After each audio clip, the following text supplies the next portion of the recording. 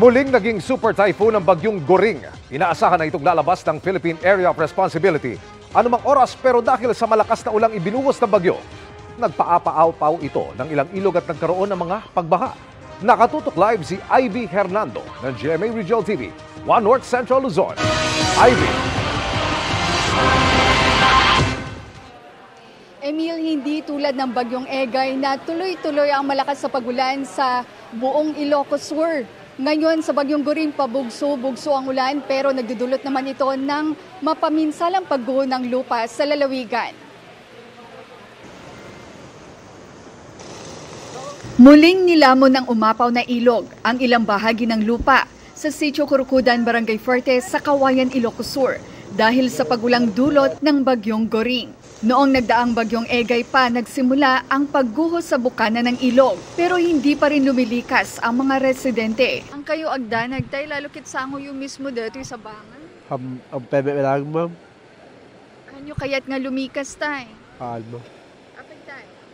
Kaya bilang mapapantayan ti kalkalapobing. Ang pamilya ni Tatay Joselito na isang di pa lang ang pagitan sa ilog, sa gabi lang daw lumilikas.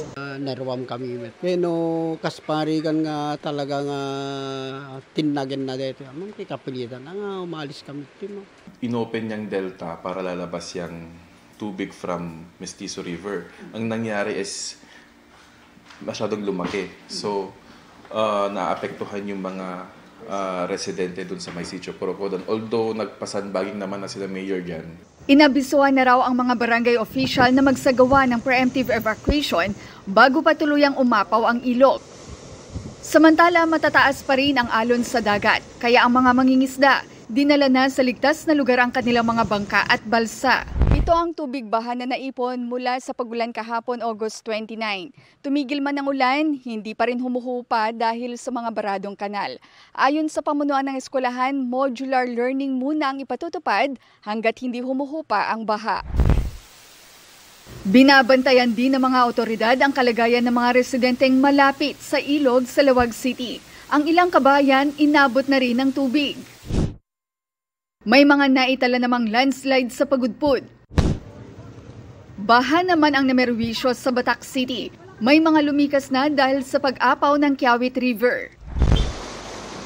Gayon din sa bayan ng Santa Teresita at Gataran sa Cagayan. May mga paaralang lubog sa tubig. Naputol din ang supply ng kuryente sa 21 barangay. Sa ngayon po ay nagpokulit pa lang po tayo ng mga datos, pero ang estimate ko po abot po ulit ng mga daan-daan milyon katulad po noong dating bagyo po ulit na Egay. Nararanasan ang pabugso-bugsong pagulan sa Batanes. May mga inilikas sa bayan ng Ivana at Basco.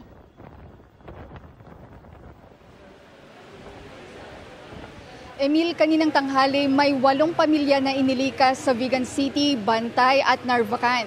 May mga naitalang landslide at nag-overflow na spillway sa upland at sa bayan ng Sinait pero possible pa naman ang lahat ng national at provincial roads. Samantala, ayon sa PDRRMC, may naitalang buhawi sa bayan ng San Ildefonso kaninang pasado alas 2 ng hapon kung saan isang bahay ang napinsala.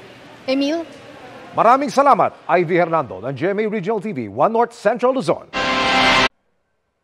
Mga kapuso, samahan nyo kaming tumutok 24 oras. Bisitahin at mag-subscribe sa GMA Integrated News sa YouTube. Sa mga kapuso abroad, bisitahin ang GMA Pinoy TV at www.gmanews.tv.